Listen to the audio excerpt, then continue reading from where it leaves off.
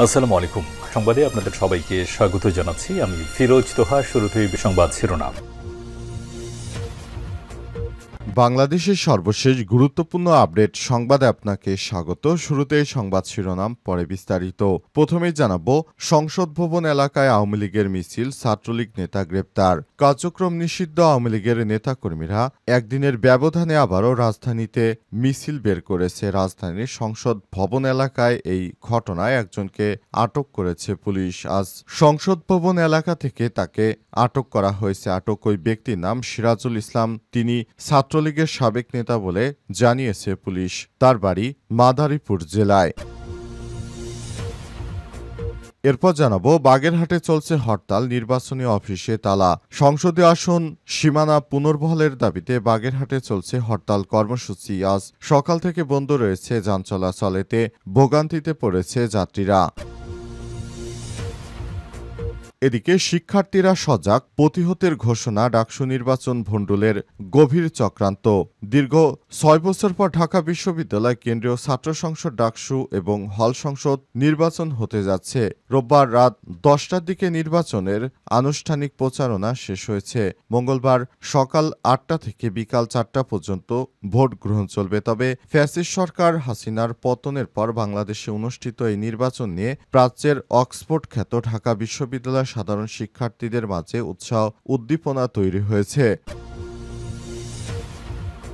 এদিকে জাতীয় নির্বাচন নিয়ে অযাচিত সংখ্যা সৃষ্টি করছে কিছু রাজনৈতিক দল, বললেন মির্জা ফখরুল। বিএনপির মহাসচিব মির্জা ফখরুল ইসলাম আলমগীর বলেছেন, অযাচিতভাবে কিছু সংখ্যক রাজনৈতিক দল জাতীয় নির্বাচনকে ঘিরে শঙ্কা তৈরির চেষ্টা করছে। আজ ঠাকুরগাঁও জেলা বিএনপির দ্বিবার্ষিক সম্মেলনের প্রস্তুতি পরিদর্শনে গিয়ে এই মন্তব্য করেন বিএনপির মহাসচিব মির্জা ফখরুল ইসলাম। এবারে জানাবো, দিল্লির সেমিনারে ইসলামী জঙ্গি কার্ড। ২০২৪ সালের ৫ই আগস্ট ইসলামীরা বাংলাদেশের ক্ষমতা দখল করেছে। এক্ষেত্রে ভূমিকা রেখেছে মার্কিন যুক্তরাষ্ট্র সহ অন্যান্য বিদেশি শক্তি। জুলাই আগস্টের ঘটনা এবং পরবর্তী সময়ে হাজার হাজার সংখ্যালঘু হিন্দু ও আওয়ামী লীগ নেতাকর্মীকে হত্যা করেছে বলে দিল্লি থেকে জানিয়েছে ভারতীয়রা।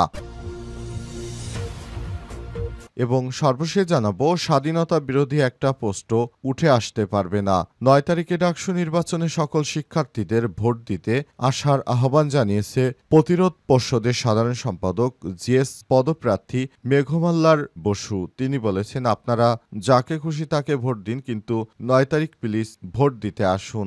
আপনারা ভোট দিতে আসলে সব ইকুয়েশন বদলে যাবে, সকল সমীকরণ বদলে যাবে। এখানে স্বাধীনতা বিরোধীদের একটা পোস্টও উঠে আসতে পারবে না। তিনি বলেন, যারা সংখ্যালঘু রয়েছি তারা যেন বিএনপিকে ভোট দিয়ে জয়যুক্ত করে, তা না হলে জামাতিরা আমাদেরকে কচুকাটা করবে। প্রিয় দর্শক, এতক্ষণ শুনছিলেন সংবাদ শিরোনামে, এবারে বিস্তারিত।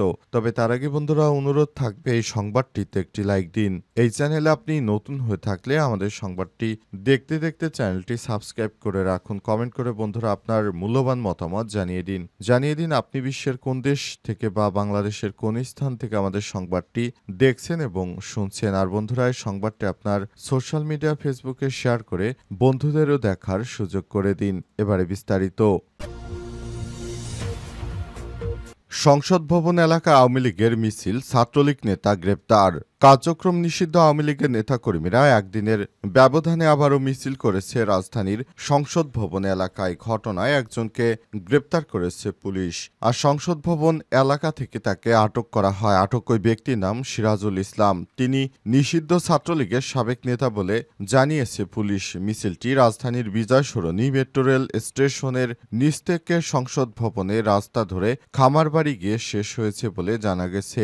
আওয়ামী লীগের মিছিলের বিষয়ে জানতে চাইলে তেজগাঁও থানার ওসি মোবারক হোসেন বলেছেন, দুপুর ১:২টার দিকে আওয়ামী লীগের একদল নেতাকর্মী বিজয় সরণি মেট্রো রেল স্টেশনের পাশ দিয়ে মিছিল করে খামারবাড়ির দিকে চলে যায়। তাৎক্ষণিকভাবে পুলিশ খবর পেয়ে মাদারীপুরের শিবচরের বাসিন্দা ছাত্রলীগের সাবেক নেতা সিরাজুল ইসলামকে ব্যানারসহ আটক করেছে। এর আগে শুক্রবার জুমার নামাজের পর রাজধানীর তেজগাঁওয়ে নাবিস্কো এলাকায় ঢাকা মহানগর উত্তর আওয়ামী লীগের ব্যানার নিয়ে মিছিল করেছেন ছাত্রলীগের নেতাকর্মীরা। তার আগে ৩১ আগস্ট ধানমন্ডি ২৭ নম্বর রোডে রাফা প্লাজা সংলগ্ন রাস্তা থেকে শঙ্করের বাংলাদেশ আই হসপিটালের সামনে সড়ক পর্যন্ত মিছিল করতে দেখা যায় তাদের। সপ্তাহখানেকের আগেও গুলিস্তানের বাইতুল মোকাররম মসজিদের দক্ষিণ গেটে আওয়ামী লীগের কয়েকশো নেতাকর্মী বিক্ষোভ করতে দেখা গেছে।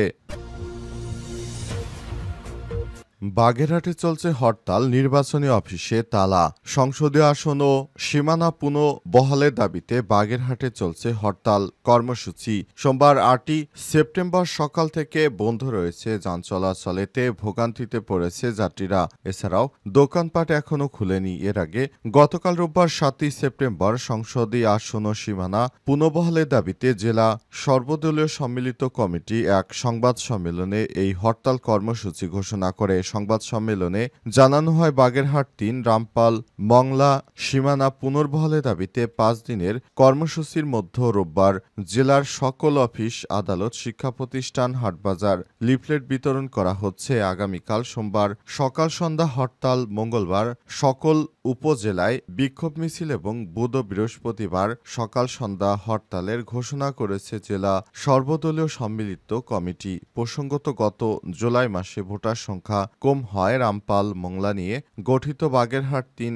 আসন কমিয়ে গাজীপুরে নতুন আসন করার ঘোষণা দেয় নির্বাচন কমিশন। এরপর বাগেরহাটে রাজনৈতিক দল ও সর্বস্তরের মানুষ ফুঁসে ওঠে। গত ২৫ আগস্ট নির্বাচন কমিশন বিভিন্ন রাজনৈতিক ও স্বেচ্ছাসেবী সংস্থার সঙ্গে এ বিষয়ে শুনানি করে, কিন্তু তাতে কোনো কাজ হয়নি।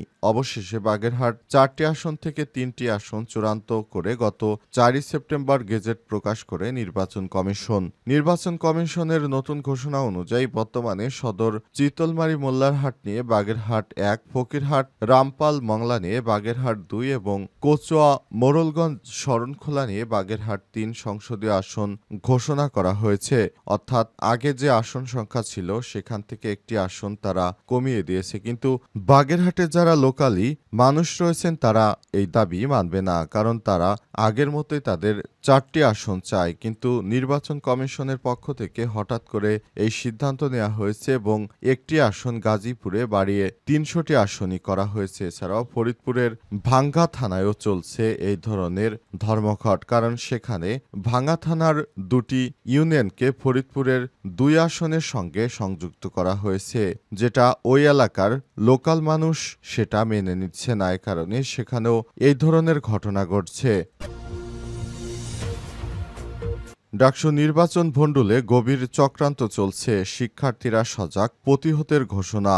উচ্চ আদালতের স্থগিতাদেশ সম্পর্কিত রিট নিষ্পত্তি হলেও ডাকসু নির্বাচন নিয়ে এখনও ষড়যন্ত্র থেমে নেই। আইনি প্রক্রিয়ায় ব্যর্থ হয়ে এখন নির্বাচন ভণ্ডুলের চক্রান্ত করা হচ্ছে। এক্ষেত্রে নির্বাচন দিন দিন নানা অঘটনে ও অপচেষ্টা চালাতে একটি গ্রুপ সক্রিয়। তারা ডাকসু নির্বাচন বানচাল করে শিক্ষার্থীদের উস্কে দিয়ে গোলাপানিতে মাছ শিকার করতে চায়। অবশ্য ঢাকা বিশ্ববিদ্যালয়ের সাধারণ শিক্ষার্থী সহ ডাকসু নির্বাচনে প্রার্থীরা এ বিষয়ে সতর্ক অবস্থানে রয়েছে। তারা বলছেন, নির্বাচন নিয়ে শিক্ষার্থীদের মধ্যে ব্যাপক উচ্ছ্বাস তৈরি হয়েছে। নির্বাচন নিয়ে কোনো ষড়যন্ত্র হলে তা প্রতিহত করা হবে।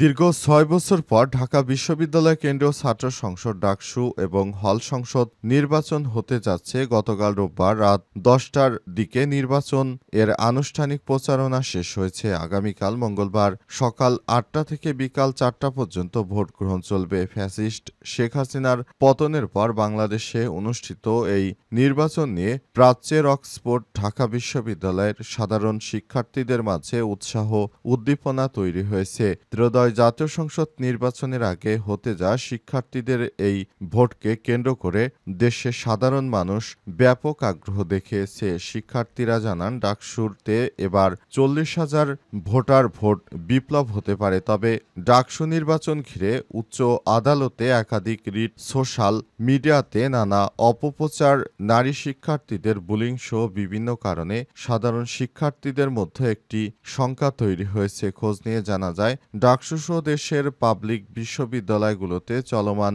ছাত্র সংসদ নির্বাচন ঘিরে একটি গ্রুপ ফায়দা লুটতে চাচ্ছে। তারা নির্বাচনকে ঘিরে ক্যাম্পাসগুলোতে উত্তপ্ত করার ষড়যন্ত্র করছে এবং এর মাধ্যমে তারা জাতীয় নির্বাচনকে অনিশ্চয়তার দিকে ঠেলে দেওয়ার অপচেষ্টায় লিপ্ত রয়েছে। ফ্যাসিবাদকে ফিরে আনার চক্রান্তের অংশ হিসেবে ওই গোষ্ঠী শিক্ষার্থীদের উস্কে দিতে চাচ্ছে। এজন্য প্রধান টার্গেট হিসেবে তারা ডাকসু নির্বাচনকে বেছে নিয়েছে, এমনটাই মনে করছে আমার দেশ। জাতীয় নির্বাচন নিয়ে অযাচিত সংখ্যা তৈরি করছে কিছু রাজনৈতিক দল, বললেন মির্জা ফখরুল। বিএনপির মহাসচিব মির্জা ফখরুল ইসলাম আলমগীর বলেছেন, কিছু সংখ্যক রাজনৈতিক দল এদেশে নির্বাচন বানচালের ষড়যন্ত্র সহ কিছু অযাচিত কর্মকাণ্ড করছে, এমন মন্তব্য করেছেন তিনি আরও বলেন, আমরা সুষ্ঠু সুন্দর নির্বাচন চাই। এজন্য অন্তর্বর্তীকালীন সরকারের সব রকম সহযোগিতা করতে আমরা রাজি রয়েছি। তবে একটি শ্রেণী রয়েছে যারা বাংলাদেশের নির্বাচনটাকে বানচাল করার নানা ষড়যন্ত্রে তারা লিপ্ত হয়েছে। তাদের ষড়যন্ত্রকে প্রতিহত করতে বিএনপি সবসময় প্রস্তুত, এই মন্তব্য করেছেন তিনি আরও বলেন, বিএনপি নির্বাচনের মাধ্যমে সবাইকে জানিয়ে দিতে চায় তাদের জনপ্রিয়তা এদেশে কতখানি। যারা বিএনপির জনপ্রিয়তা নিয়ে বিভিন্ন মন্তব্য করছেন তাদেরকে আমরা ভোটের মাধ্যমে, রাজনীতির মাধ্যমে আমরা দেখিয়ে দিতে চাই বিএনপি এদেশের মানুষ কতটা তাদের পছন্দ করে।